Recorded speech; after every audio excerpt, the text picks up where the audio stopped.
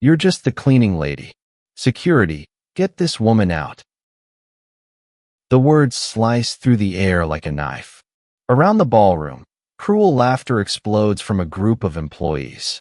Phone cameras shoot up, recording what they think is some hilarious drama at their company holiday party. But here's what they don't know.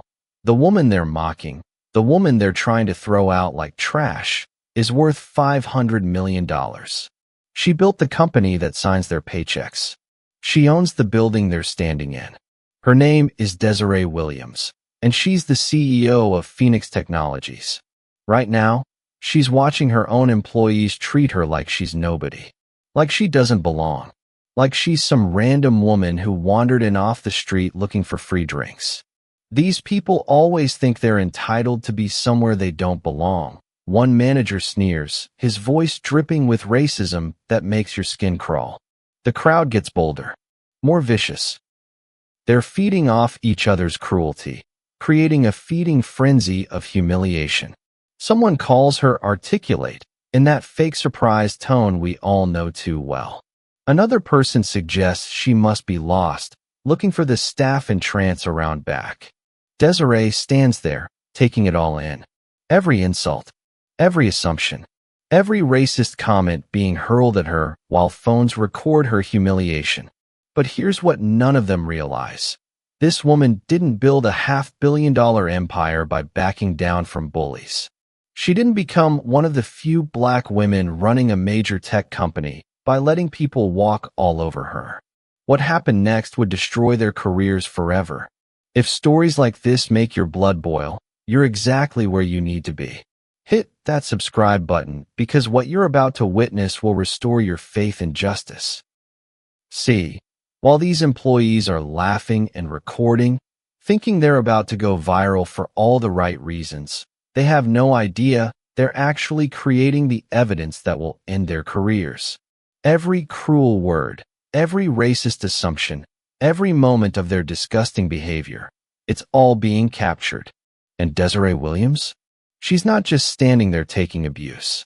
She's calculating, planning, getting ready to show them exactly who they're messing with.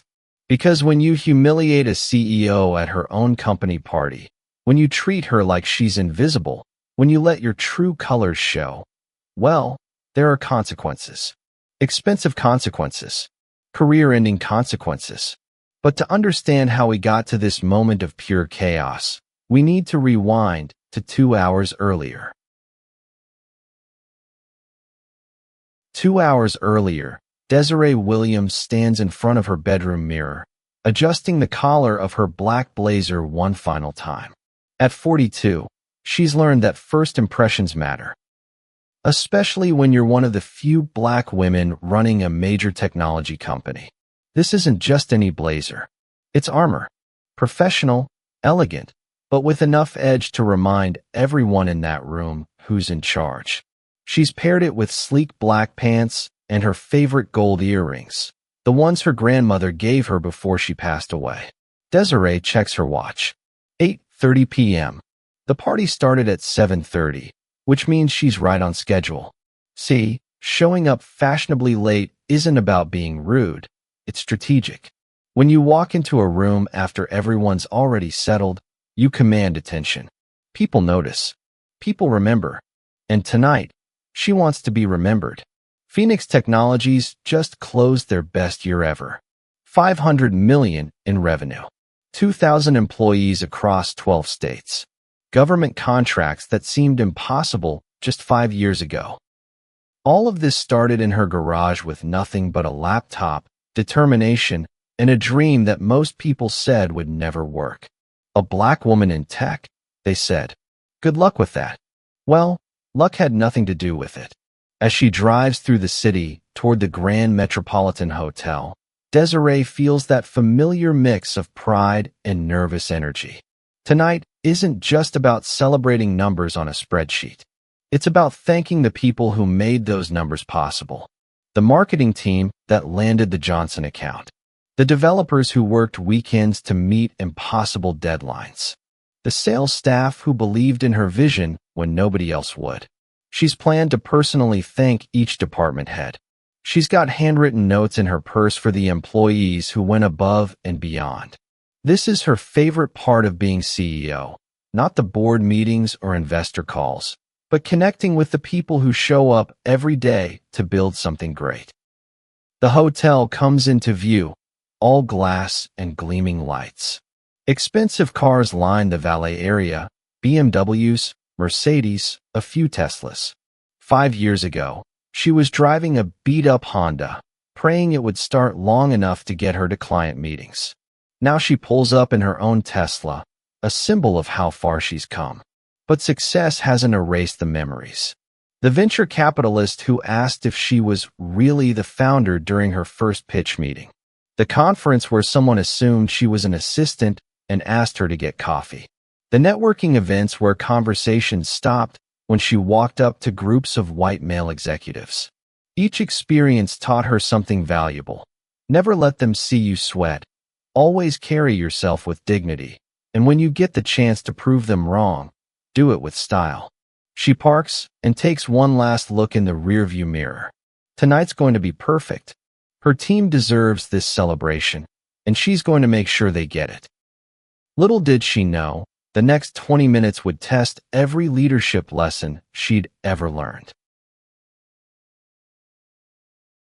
Desiree walks through the hotel's marble lobby, her heels clicking confidently against the polished floor. The ballroom entrance is just ahead, decorated with Phoenix Technologies banners and warm golden lighting. She can hear music and laughter flowing from inside. This is her moment. She approaches the registration table where a young man in a navy suit is checking names off a guest list. Trevor Hartwell. She remembers hiring him 6 months ago for the marketing team. Eager, ambitious, but clearly still learning the ropes. "Good evening," Desiree says warmly, reaching for her purse. "I'm here for the Phoenix Technologies holiday party." Trevor looks up with a polite but professional smile. "Of course. Can I see your employee badge or invitation, please?" Standard procedure. Nothing unusual there. Desiree opens her purse, but before she can pull out her identification, a woman's voice cuts through the air. "Excuse me," calls Madison Clark, a senior account executive who's been with the company for 3 years. She strides over with confidence, her blonde hair perfectly styled, wine glass already in hand. "Are you here for the catering?" Because the kitchen staff entrance is around back. The words hit Desiree like a slap. She keeps her expression neutral, but something cold settles in her stomach. Madison has been in countless meetings with her. They've worked on client presentations together. They've exchanged pleasantries in the hallway dozens of times. Yet here she stands, assuming the black woman at the registration table must be kitchen help. "Actually," Desiree says calmly, maintaining her professional tone, "I'm here as a guest. I'm Desiree Williams." Madison's eyebrows shoot up. A few other employees nearby start to notice the conversation. Trevor shifts uncomfortably, suddenly unsure of himself. "Desiree Williams," Desiree repeats, a little louder this time. "I'm the CEO of Phoenix Technologies." The silence that follows is deafening. Madison blinks rapidly, like she's trying to process information that doesn't compute. Trevor's face goes pale. A small crowd starts to gather, employees drawn by the tension in the air like moths to a flame. Someone lets out a nervous giggle. Another person whispers something to their friend.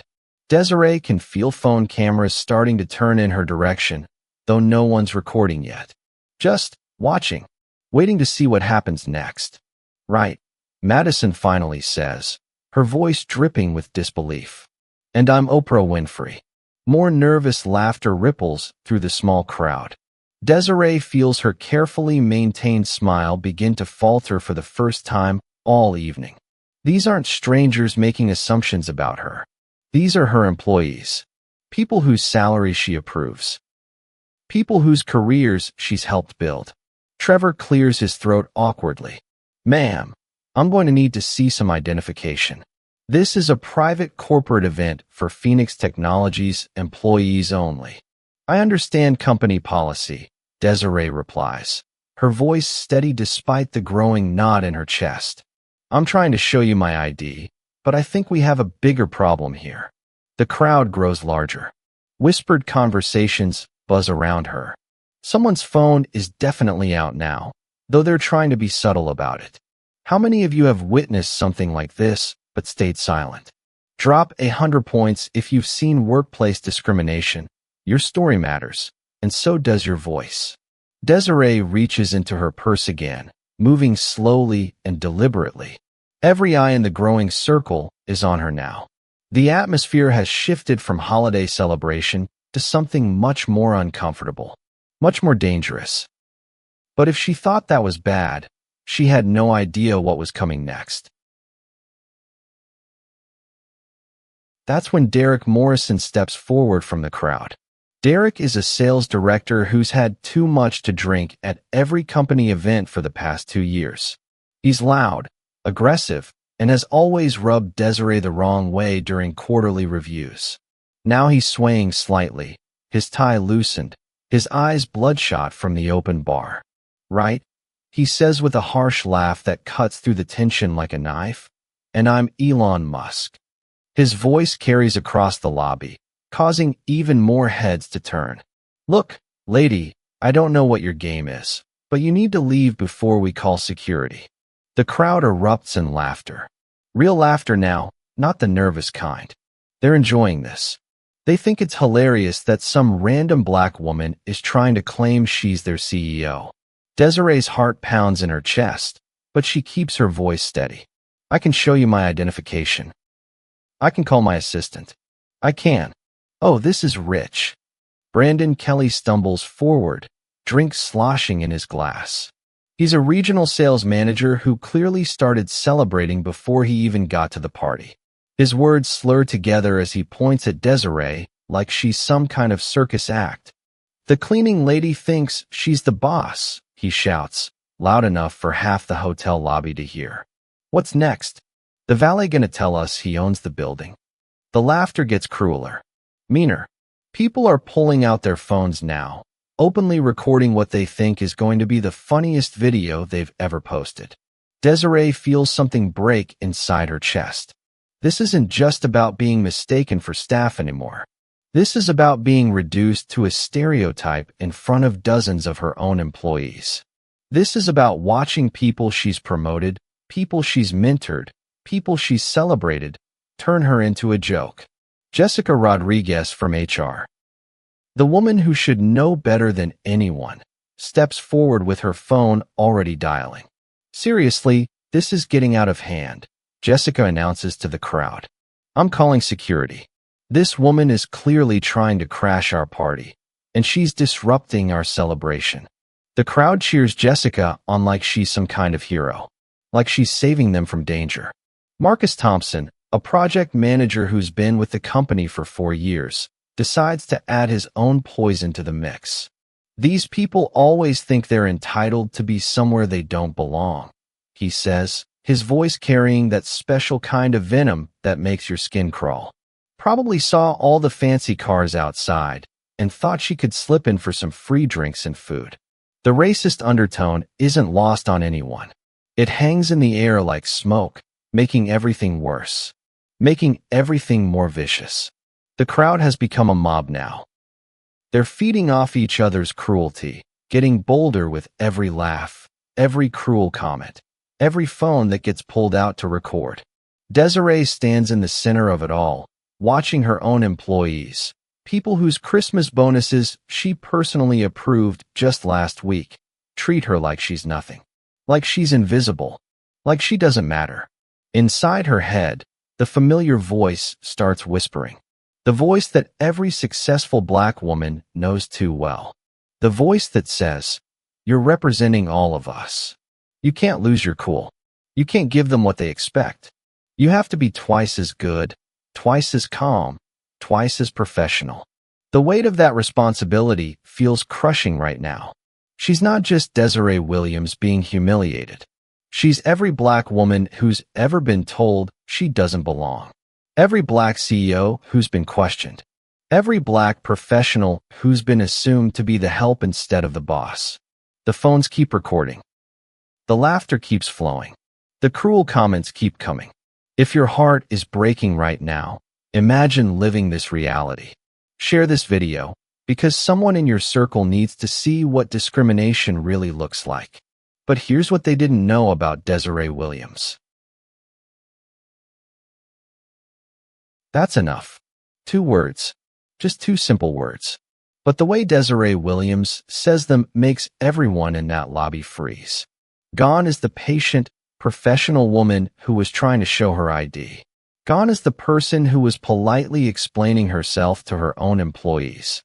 What emerges instead is the voice that's commanded boardrooms full of Fortune 500 executives. The voice that's negotiated million-dollar contracts. The voice that's built a $500 million empire. The CEO voice. The laughter dies instantly. The cruel comments stop mid-sentence. Even Brandon Kelly, drunk as he is, takes a step back. Desiree pulls out her phone with slow, deliberate movements. Every eye in the crowd follows her fingers as she scrolls through her contacts. The silence is so complete you can hear the ballroom music playing in the distance. "Diana," she says into the phone, her voice carrying clearly across the lobby. "I need you to come to the registration area immediately. Bring the guest list, my identification, and please contact building security." Trevor Hartwell's face goes white as a sheet. The confidence drains out of him like someone pulled a plug. "Not to remove me," Desiree continues, her eyes scanning the crowd that's now backing away from her like she's radioactive. "But to document what's happening here tonight." You can feel the energy in the room completely shift. The phones that were recording her humiliation are slowly lowering. People are looking at each other with growing concern. Someone whispers, "Oh no," under their breath. Derek Morrison, who was so bold just minutes ago, suddenly finds his shoes very interesting. Madison Clark has gone pale, her wine glass trembling in her hand. Within 3 minutes, a woman in a sharp business suit comes rushing through the lobby. Diana Chun, Desiree's executive assistant, looks perfectly put together despite being called away from her own evening. She's carrying a leather portfolio and moving with the kind of urgency that makes everyone step aside. "Ms. Williams," Diana says, slightly out of breath. "I apologize for the delay. I was coordinating with the catering team about." She stops mid-sentence as she takes in the scene. The crowd of employees. The phones. The tension thick enough to cut with a knife. "Diana," Desiree says calmly, "please confirm for everyone present who I am and my role at Phoenix Technologies." Diana's professional training kicks in immediately. She turns to face the crowd, her voice clear and authoritative. "This is Desiree Williams, founder and chief executive officer of Phoenix Technologies. She built this company from the ground up and currently oversees all operations for our 2,000 employees across 12 states. The silence that follows is deafening. Trevor looks like he might throw up. Jessica Rodriguez has gone so pale her makeup looks like it's floating on her face. Marcus Thompson is staring at the floor like he's trying to disappear into it. But it's Brandon Kelly's reaction that says everything. The man who called her the cleaning lady just minutes ago is now swaying on his feet, and it's not just from the alcohol. He's realizing that he just insulted his boss. On camera, in front of dozens of witnesses, Diana continues, her voice cutting through the silence like a sword. "Ms. Williams personally approved the budget for this event, selected this venue, and signed off on every employee's invitation. Phone cameras that were pointed at Desiree in mockery are now being shoved into pockets and purses. People are backing away, trying to blend into the walls. The mob that was so vicious just minutes ago has scattered like cockroaches when the lights come on." Desiree looks around at each face in the crowd. Some people are crying. Others look sick. A few are already heading for the exits. "I think," she says, her voice still carrying that unmistakable authority, "we need to have a conversation." You could hear a pin drop, but the silence was about to get much more expensive. "Diana," Please ask these specific individuals to join me in the Maple conference room in 5 minutes. Desiree's voice is ice-cold professional as she points to each person who participated in her humiliation. Trevor Hartwell, Madison Clark, Derek Morrison, Brandon Kelly, Jessica Rodriguez, and Marcus Thompson. The named employees look like deer caught in headlights. Some start to protest, others just stand there in shock. The rest of you, Desiree continues, addressing the remaining crowd, may return to enjoying your evening. This party will continue as planned. The Maple conference room feels completely different from the festive ballroom. Under bright overhead lighting, with Diana taking detailed notes and the company's legal counsel joining via video call, the gravity hits everyone like a truck. Before we begin, Desiree addresses the 6 employees seated before her like students in detention. This is a formal investigation into conduct that potentially violates multiple company policies. Everything said here will be documented. Trevor raises his shaking hand. Ms. Williams, I had no idea. I was just following standard security procedures. Standard procedures, Desiree interrupts calmly, don't include assumptions about who belongs at company events based on someone's race. She opens a thick folder Diana brought with her. Phoenix Technologies has clear anti-discrimination policies that apply to all work-related events, including off-site gatherings and social functions. These policies exist because what happens at company parties can create hostile work environments just as easily as what happens in the office. Madison Clark's voice comes out as barely a whisper. We didn't know it was you. That's exactly the problem, Desiree responds. Your behavior tonight wasn't wrong because you didn't recognize me. It was wrong because you treated someone poorly based on your assumptions about their race and social status. The legal counsel's voice crackles through the video call.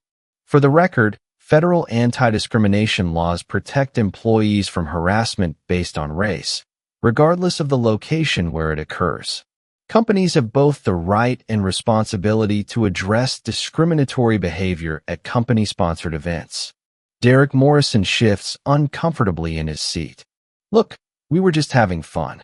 It was a misunderstanding. Fun? Desiree's eyebrow raises. Calling someone the cleaning lady and suggesting they don't belong is your idea of entertainment? One by one, each employee is asked to account for their actions and words. The responses range from tearful apologies to defensive excuses, but the damage has been done in front of multiple witnesses. Jessica Rodriguez, who should know better as an HR professional, tries to justify her behavior. I was trying to protect the company from someone I thought was crashing our event. By calling security on a black woman without following proper identification procedures? Desiree asks. That's not protection, Jessica. That's racial profiling. But it's Brandon Kelly who seals his own fate. Still drunk and apparently learning nothing from the situation, he doubles down. Honestly, how are we supposed to know? He slurs. You don't look like a typical CEO. Most CEOs don't. Well, you know what I mean. The room goes dead silent.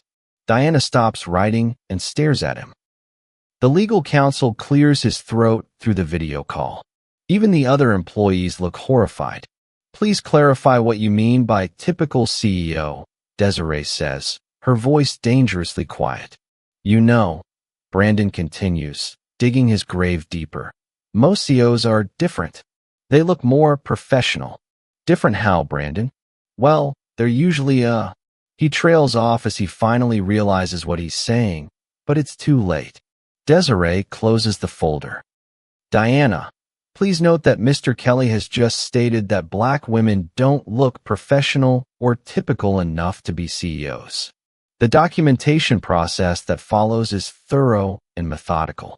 Every comment made during the incident is recorded. Every witness statement is collected. Every company policy violation is noted. Here's what many people don't realize, Desiree explains as the meeting continues. When employees engage in discriminatory behavior at company events, it creates liability for the entire organization. Companies that fail to address this kind of conduct face lawsuits, federal investigations, and massive financial penalties. Comment below. Did you know companies could fire employees for discrimination at parties? This is why workplace policies matter. The investigation reveals a clear pattern of racial bias, harassment, and conduct that violated every principle Phoenix Technologies stands for. The evidence is overwhelming. The witnesses are numerous. The recordings speak for themselves. By Monday morning, the hammer fell. Monday morning, 9 a.m. sharp. 6 termination letters sit on Desiree's desk, each one reviewed by Phoenix Technologies' legal team. The language is clear, professional, and ironclad. Violations of anti-discrimination policy, harassment guidelines, and professional conduct standards. Trevor Hartwell, terminated for cause. Madison Clark, terminated for cause. Derek Morrison, terminated for cause. Brandon Kelly, terminated for cause. Jessica Rodriguez, terminated for cause. Marcus Thompson, terminated for cause. No severance packages. No letters of recommendation. No second chances. The legal documentation protects Phoenix Technologies from any wrongful termination claims. The evidence is overwhelming. Multiple witnesses, recorded statements, clear policy violations. Any lawyer who takes their case will be wasting everyone's time. But Desiree Williams isn't stopping there. Within 48 hours of the incident, she calls an all-hands meeting. Every employee, every department, every office location across 12 states joins the video conference. What happened at our holiday party, she begins, her voice carrying to over 2,000 employees, revealed gaps in our company culture that we're going to fix immediately. The changes come fast and comprehensive. Mandatory unconscious bias training for every employee, from interns to executives. No exceptions. No delays. Everyone completes it within 30 days or faces disciplinary action. New hiring practices designed to increase diversity at all levels of the company. HR gets additional training on inclusive recruitment. Department heads get held accountable for diversity goals in their performance reviews. Enhanced reporting systems for discrimination and harassment, with multiple channels for employees to speak up safely. Anonymous hotlines. Third-party investigators. Regular climate surveys to measure real progress. Leadership development programs specifically designed to elevate underrepresented groups within the company. Mentorship programs. Sponsorship opportunities. Clear paths to advancement that don't depend on who you know. The tech industry takes notice. Within 6 months, Phoenix Technologies gets featured in major business publications as a leader in workplace diversity and inclusion. Employee satisfaction surveys show dramatic improvements, especially among Black and minority workers. Top talent from diverse backgrounds starts actively seeking jobs at Phoenix. Other companies start reaching out, asking Desiree to share her approach. She speaks at conferences across the country, turning her painful experience into teachable moments for entire industries. The 6 fired employees? Their reputations follow them. In today's connected world, their behavior at that party becomes known throughout their professional networks. Some issue public apologies and seek diversity training on their own. Others double down on their attitudes and find themselves unemployable in major corporations. Phoenix Technologies' stock price reaches all-time highs. Client retention improves. New contracts flow in from companies that want to work with organizations that align with their values. The ripple effect spreads across the entire tech sector. Other companies examine their own cultures. Boardrooms start asking harder questions about inclusion. HR departments update policies and procedures. Industry publications write case studies about the Phoenix Technologies transformation. Business schools add it to their curriculum. It becomes a model for how leadership can turn crisis into opportunity. But the real victory wasn't the firings. It was what came next. Because changing a company culture isn't about punishment. It's about creating an environment where incidents like this become impossible. Where every employee, regardless of their background, feels valued and respected. Where success gets measured not just in revenue, but in the dignity and opportunity extended to all team members. So what can we learn from Desiree Williams and that night at the Grand Metropolitan Hotel? First lesson, real leadership isn't about having the biggest office or the fanciest title. It's about protecting your values when everything is falling apart around you. Desiree could have lost her temper. She could have screamed. She could have let her emotions take control. Instead, she stayed professional, documented everything, and responded with precision. That's the difference between reacting and leading. Second lesson, process matters. Desiree didn't fire those employees in the heat of the moment. She followed proper procedures, gathered evidence, involved legal counsel, and built an airtight case. When you do things the right way, even when you're angry, even when you're hurt, you protect yourself and create lasting change. Third lesson, individual accountability drives systemic change. Those 6 employees thought they were just having fun at a party. They learned that actions have consequences, and those consequences can follow you for the rest of your career. But more importantly, their accountability became the foundation for company-wide transformation. Fourth lesson, pain can become purpose with the right response. Desiree could have let that humiliation break her down. Instead, she used it to build something better. She turned the worst night of her professional life into a catalyst for industry-wide change. That's the power of refusing to be a victim. But here's the bigger question. What would you have done in Desiree's shoes? Would you have walked away? Would you have fought back differently? Would you have handled the aftermath the same way? Tell us in the comments. And if this story inspired you, hit that like button to help us reach more people who need to hear it. Because stories like this matter. They remind us that excellence isn't just about achieving success. It's about how you handle yourself when people try to tear you down. It's about turning obstacles into opportunities. It's about using your platform to lift others up. Every week on Echoes of Grace, we share stories of Black excellence, resilience, and the power to turn injustice into positive change. Stories of people who refuse to accept no for an answer. People who built something beautiful from broken pieces. People who changed the world simply by refusing to give up. Subscribe to Echoes of Grace, because your subscription literally helps these stories reach the people who need them most. The young person who thinks their dreams are too big.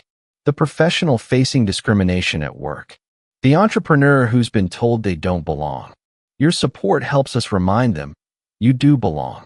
Your voice matters. Your story matters. And sometimes, the best revenge is simply refusing to quit.